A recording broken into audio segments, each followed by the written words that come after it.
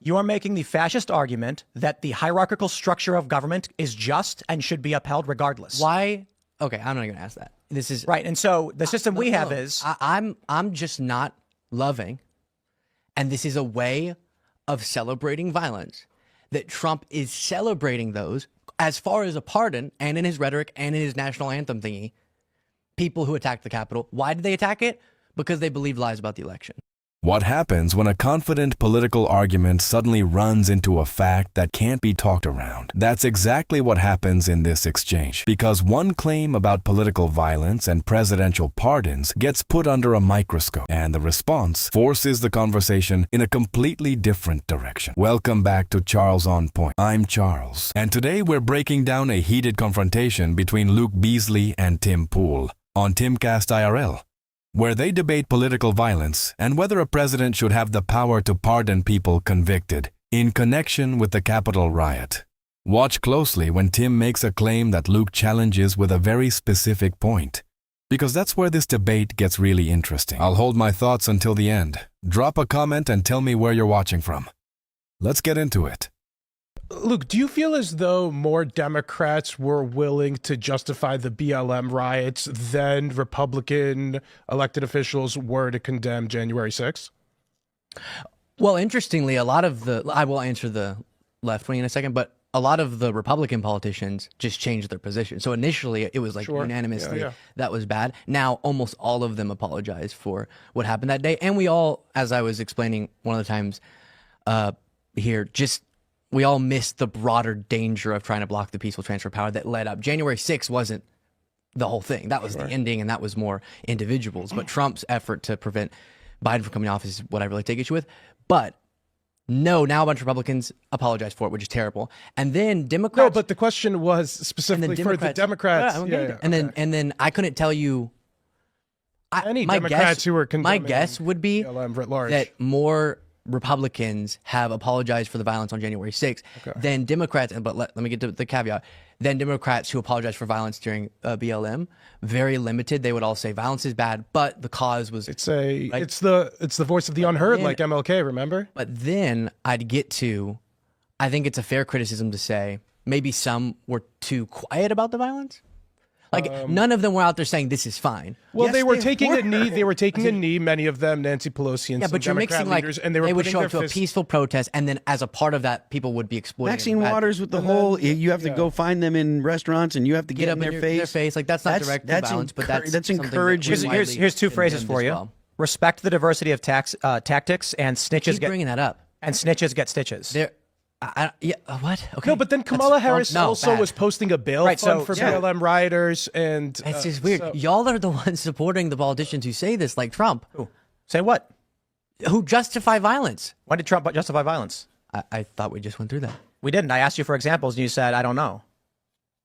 Don't just squint at me. Tell me what you think. No, It's like whenever you don't have an answer, you just get confused and say, "What are you talking about?" Yeah, I'm genuinely confused. Okay, let's try this listening again. To me. Because I am, obviously, if I ask you a question and you just don't answer, and then you go sophistry. Because I only speak ad hominem. I only speak on. I haven't done ad hominem. All you're doing is saying you do this, you do that, you do this. You're not actually giving me substance. Oh no. I was saying I was just shocked that you didn't listen to my substance earlier. But So the January 6th. While I'm only going to speak on things I'm very informed on, so I'm not going to tell you exactly to the month that they should get. I do respect the fact that they were prosecuted in a court of law, and I don't think Trump, to send a message to his base that what happened on January 6th was good, which is why he would do such a pardon, should be pardoning folks who were violent. Or I think 3 years is long enough. Yeah, and that's a wrong stance, but okay. How is it wrong? I just explained it to you. No. You didn't. You said the court process should play out the way it is. My opinion on the amount of time should be served for a crime is not just wrong because you like courts. No, I get that. You need to explain why the time frame I'm asserting should be longer than 3 years. No, I'm saying the default, you have to have overwhelming, compelling evidence that someone has been wronged to justify a president stepping in and saying, I'm subverting the justice system outcome. Do you agree with that premise? No. That's immoral. So you're making a fascist argument. A fascist argument? You are making the fascist argument that the hierarchical structure of government is just and should be upheld regardless. Why? Okay, I'm not going to ask that. This is right. And so the system we have is I'm just not loving, and this is a way of celebrating violence, that Trump is celebrating those as far as a pardon and in his rhetoric and in his national anthem thingy, people who attacked the Capitol. Why did they attack it? Because they believed lies about the election. There's a variety of reasons why people were violent on January 6th. Largely that they believe the election was stolen. You could just be like, hey, that's bad. You don't have to keep going. I've called for their arrest and prosecution. Like, it's not. This is not. This is where the debate gets more revealing, because Luke Beasley refuses to accept the trap as it's presented. Instead of defending every action taken by his own political side, he points to something much harder to dismiss: the dramatic shift in how some Republican politicians talked about January 6th over time. And that's an important distinction. People are allowed to change their minds. Politicians can reconsider their positions. But when someone strongly condemns an event and later minimizes the same conduct, voters are justified in asking what changed, and whether the change was based on principle or political pressure. Luke also does something that strengthens his argument. He acknowledges that criticism of his own side can be legitimate. That's important because accountability shouldn't depend on which political team you're talking about. If we're serious about democracy, the standard has to be consistent. Then the discussion moves to presidential pardons, and this is where the argument becomes much more fundamental. A president has pardon authority, but the existence of that power doesn't automatically answer whether using it in a particular case is justified. That's the question that should be debated. What were the convictions? What evidence supported them? What were the sentences? And what principle would justify overriding the judicial process? Because calling one position fascist or authoritarian doesn't answer those questions. Labels can end a conversation emotionally, but they don't resolve the underlying constitutional or moral issue. And here's what this exchange really exposes. When political debates move away from the specific facts and into sweeping ideological labels, the original question can disappear entirely. The strongest response isn't always the loudest one. Sometimes it's simply refusing to leave the evidence behind. A shock to my audience. My reporting is responsible for the arrest of a couple of January 6th My point is that if you've got somebody on a misdemeanor charge who's been held without trial, a pardon makes perfect sense, unless you're a fascist and the system is just. So it's like Benjamin Franklin, who said it is better that 100 guilty persons escape than one innocent person suffer. You've taken the Otto von Bismarck approach of it is better that 10 innocent people suffer than one guilty person escape. No. Yeah. Well, okay, you have. No, right? I So haven't. no, stop. You don't know anything about these January 6 cases. You don't know why these people are in jail. You don't know that a man is in Brooklyn right now for 3 years without charge or trial. And when Donald Trump says these people have been held for too long, you say, no, Trump is wrong. Keep them locked up. That's fucking fascist. Dude, you've been sitting here with no knowledge of the specifics of some of these cases. There is a man in Brooklyn right now. I'm going to say it again. No charges whatsoever brought. He's been in jail for 3 fucking years. For you to sit there and say it is good that he remains locked up is fascism. That is saying the hierarchical system of the courts and the government is just, and the process is all that matters. And I am saying perhaps 3 years is enough, because I actually have moral logic and an understanding of these cases. Hence, my position on January 6th has always been the people who have attacked police must go to prison. But 3 years is a fucking long time for assault on an officer. We have seen people on the far left, notably when they were firebombing shit all across Minnesota, 33 people murdered. And how many criminal charges did we get for this? When they firebombed a police station and forced the police to evacuate. On May 29th, 2020, when thousands of far leftists firebombed the White House grounds and set fire to St. John's Church and injured 100 police officers, how many fucking people went to prison for 3 years? How many of them who never showed up on that day are in prison for 20 years? Enrique Tarrio wasn't even in D.C. on January 6th. And you are saying that man who his only crime was, quote, don't leave. That's his only crime. crime, you think he should be in prison for 20 years because you're a fascist. You don't care what the facts are. You don't care if this is unjust. You only care that the machine state has decreed you are not to be locked up. And this is the problem I have with the left. They don't know the facts. They don't care about the facts. They view morality as a blanket government stroke of the pen, and every person, regardless of their crime, should be in prison for decades. I reject it outright. The people who fought cops should go to prison. They did. It's been 3 years. But when you've got people who are on misdemeanor charges for having walked into a building at 4 p.m. after the riot, and I know some of these people, they walked into a building for 2 minutes and walked out, and they got 18 months for that. I don't see you defending the innocent people who walked onto a public grass at a public building after a riot had been completed. You don't know. You don't care. You've taken a tribal position and people are suffering because of it. Now you say that Donald Trump saying the injustice that we've seen warrants commutation or pardons. You say that means he's advocating for violence. This is the ultimate problem. Then you cite a press release from Maryland saying, but the right's more violent. There is a distinction between a white supremacist as a right-wing group and a run-of-the-mill Christian conservative who showed up on that day not to protest. Let's talk about Brandon Strzok. He never went in the building. He was on the other side of the building. There was a permitted protest. He walked up the stairs and he was yelling. They put this guy in prison. There is Owen Schroyer, who was at a permitted rally, who was yelling death to communists. They put him in prison and specifically cited his speech. My dude, you don't know what you're talking about. And it's fine. I get it. We try to be polite. We try to be nice. But there are so many young liberals who sit here and say, the corporate press told me that these people are bad and the machine state government has decreed it by pen. So I don't care what crime they committed. I don't care what the jury said. I don't care who was on the jury. Enrique Tarrio, who was not there, should be in prison for 2 decades. Tell me this now. Why is Enrique Tarrio in prison? Here comes the important distinction, because this is where the argument changes shape. Tim Pool introduces a hypothetical about someone sitting in jail on a misdemeanor without trial, and on that narrow point, there is a legitimate concern worth taking seriously. No one should be denied a timely judicial process simply because they cannot afford bail, or because the system moves too slowly. But notice what happens next.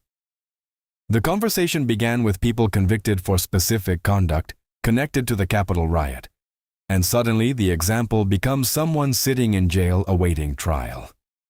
Those are not automatically the same situation.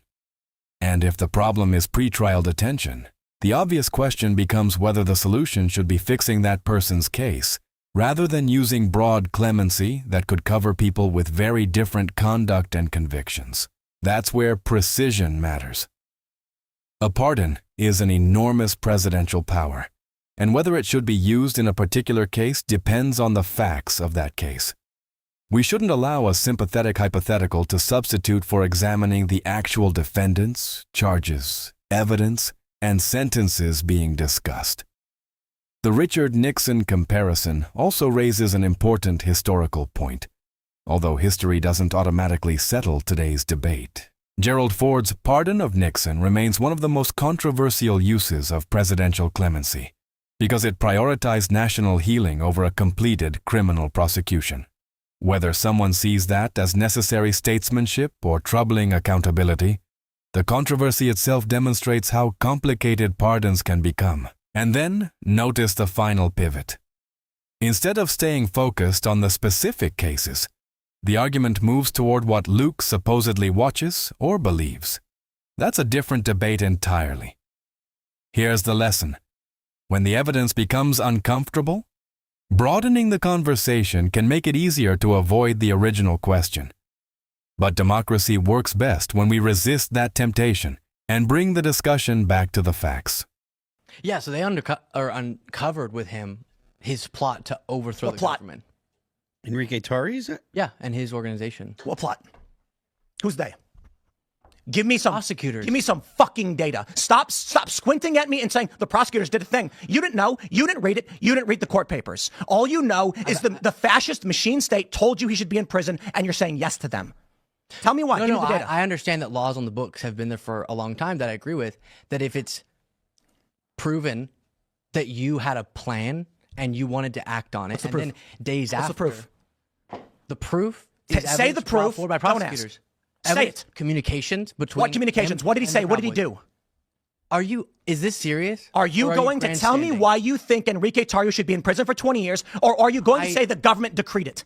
I just explained to you. So the government said so. Is that it? It's usually law enforcement, which I guess is part of the government. Government said so? Yep. Law So enforcement you can't say why. That uncovers evidence of communications, a memo that he crafted and sent to his organization. Saying what? That detailed each institution of government that they were going to try to overthrow. Then just days later, his organization is at the Capitol.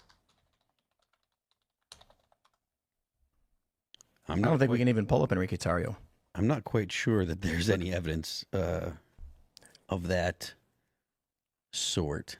Yeah. You know what? I'll say this. The idea that Enrique Tarrio crafted a memo outlining or they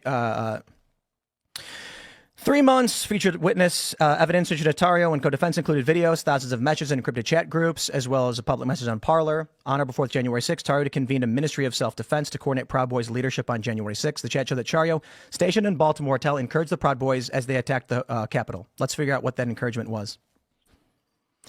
Are they going to actually say in the article? So here's a citation. Proud Boy and 3 other members of the far-right groups were convicted Thursday in a plot to attack the Capitol. A jury in Washington, D.C. found Tarrio and 3 lieutenants guilty of seditious conspiracy after hearing dozens of witnesses. Jurors cleared a 5th defendant, Dominic Pizzola, on a citizen charge and a significant milestone of the Justice Department, which is now secured a conspiracy, blah, blah, blah. They will never stop.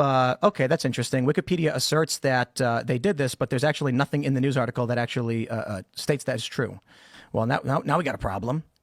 Let's try this again. Let's try a secondary source. Let's see. There it is. They introduced evidence that Tarrio discussed with associates a plan to have a large crowd in Washington storm government buildings in a scheme they called 1776 Returns, in which the Winter Palace was used as an apparent code for the U.S. Capitol. In a message, he said, make no mistake, we did this, do what must be done, and he directed the Proud Boys to do it again. So the question then becomes, in the bigger picture... So are you going to at all acknowledge that you just blew up over something that I was absolutely citing fairly? I don't think you cited it fairly. I think people should be prosecuted for engaging in plans to overthrow our government. This is where the entire debate comes down to one question. What happens when a political argument meets the evidence? Tim Pool repeatedly demanded specifics and challenged Luke Beasley to produce the underlying evidence. That's a fair demand. Political claims should be tested against court records, testimony, and documented facts, not simply accepted because someone says they're true. But once the discussion moved toward the specific evidence being cited, the standard had to remain consistent. If documents support a claim, the next step isn't to pretend the evidence doesn't exist. It's to examine what those documents actually establish, what they don't establish, and whether the legal conclusion follows from the facts. And that's especially important when we're talking about serious criminal convictions. A seditious conspiracy conviction isn't something that should be treated casually. The government has to prove the elements of the offense, defendants have the right to challenge the evidence, and ultimately a jury makes the determination under the law. Here's what this exchange really exposes. Being confident doesn't make an argument correct. Having years of experience doesn't make someone automatically right. And accusing another person of being uninformed doesn't eliminate the responsibility to engage with the evidence they present. At the same time, we shouldn't turn this into a simple story, where one side is always right and the other side is always dishonest. The proper democratic standard is much simpler. Show the evidence, examine it honestly, and be willing to acknowledge when the evidence challenges your original position. Because that's what accountability looks like. You can disagree with a verdict, you can criticize prosecutors, you can argue that presidential pardon power should be broader or narrower. But if you're going to make a claim about what happened in a specific case, the facts have to remain at the center of the conversation. And perhaps the biggest lesson from this exchange is this: volume is not evidence, confidence is not proof, and changing the subject is not a rebuttal. So what do you think? When someone demands evidence in a political debate and that evidence is then presented, should they be expected to directly address it? Let me know your thoughts in the comments. If you enjoyed the breakdown, like the video, subscribe to Charles on Point, and I'll see you in the next one.